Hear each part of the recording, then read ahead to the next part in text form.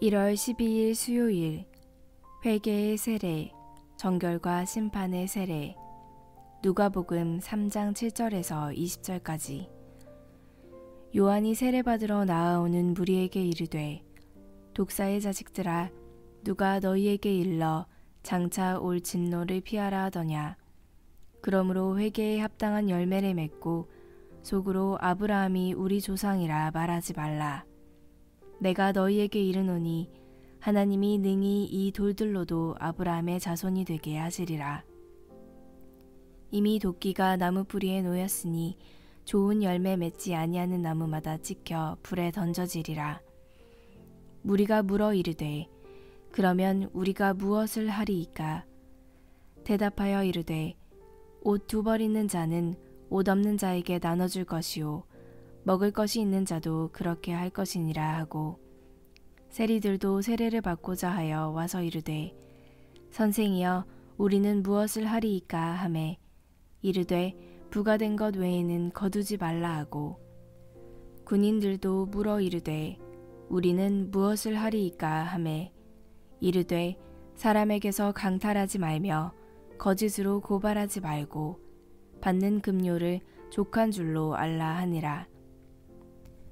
백성들이 바라고 기다림으로 모든 사람이 요한을 혹 그리스도이신가 심중에 생각하니, 요한이 모든 사람에게 대답하여 이르되, 나는 물로 너희에게 세례를 베풀거니와 나보다 능력이 많으신 이가 오시나니 나는 그의 신발끈을 풀기도 감당하지 못하겠노라. 그는 성령과 불로 너희에게 세례를 베푸실 것이요 손에 키를 들고 자기의 타작마당을 정하게 하사 알곡은 모아 곡간에 들이고 쭉정이는 꺼지지 않는 불에 태우시리라. 또 그 밖에 여러 가지로 권하여 백성에게 좋은 소식을 전하였으나 분봉왕 헤롯은 그의 동생의 아내 헤로디아의 일과 또 자기가 행한 모든 악한 일로 말미암아 요한에게 책망을 받고 그 위에 한 가지 악을 더하여 요한을 옥에 가두니라. 오늘의 말씀 요약. 요한은 세례를 받으러 온 무리에게 회개에 합당한 열매를 맺으라며 열매 없는 삶은 심판을 받게 된다는 하나님의 메시지를 선포합니다. 자신은 물로 세례를 베푸나 성령과 불로 세례를 주실 분이 오신다고 하면서 가진 것을 나누며 살라고 합니다. 그는 헤롯의 악한 일을 책망해 옥에 갇힙니다. 본문 해설. 회개의 열매 3장 7절에서 14절까지. 참된 회개는 행동의 변화를 수반합니다. 세례 요한은 세례를 받으러 나아오는 무리에게 강력한 어조로 설교합니다. 독사의 자식들은 사탄의 후손을 가리킵니다. 독사는 강한 도구로 사람을 죽이기에 그들의 말과 행동이 다른 사람을 죽인다는 사실을 암시합니다. 세례 요한은 장차 그들에게 진노가 임할 것이라고 경고하면서 회개에 합당한 열매를 맺으라고 촉구합니다. 이는 회개의 행동의 변화가 따라야 한다는 뜻입니다. 도끼로 나무를 찍어 불에 던지는 비유는 실천을 강조합니다. 이어서 그는 무리, 세리, 군인이 따라야 할 구체적 윤리 지침을 가르칩니다. 성도는 각자에게 주어진 삶의 영역에서 윤리를 실천하며 회개에 합당한 열매를 맺어야 합니다.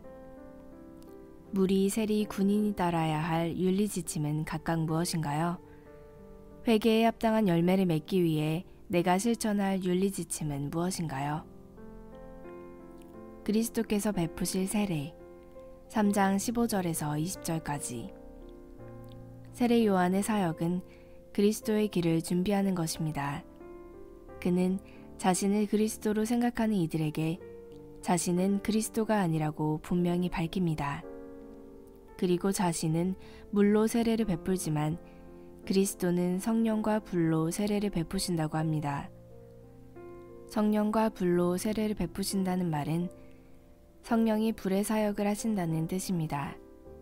여기에는 이중 의미가 있습니다.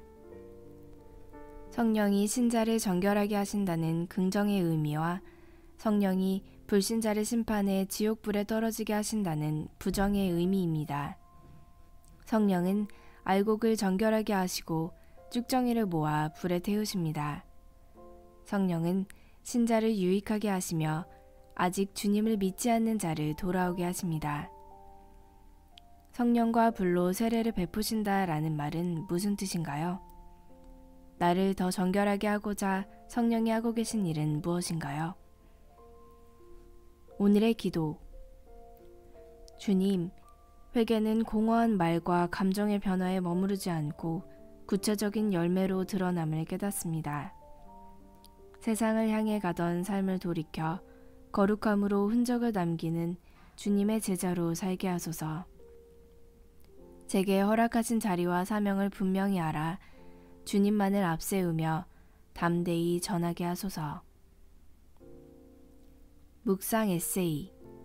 선한 양심을 체크하라. 양심과 신앙 최영숙.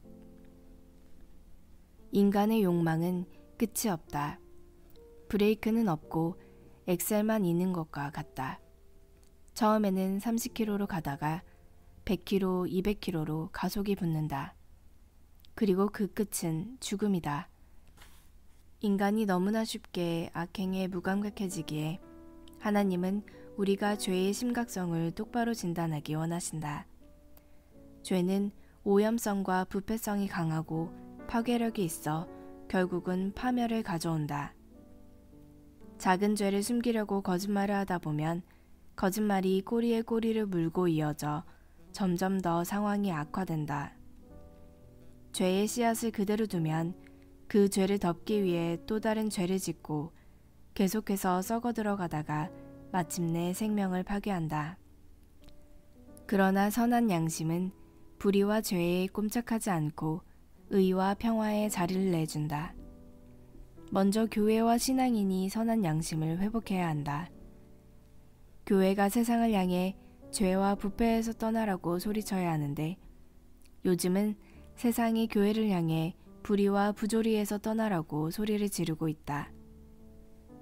부재 중인 양심, 실종된 양심, 이것이 우리의 현 주소다. 코로나19가 유행하니 감염병 예방을 위해 가는 곳마다 열부터 체크한다.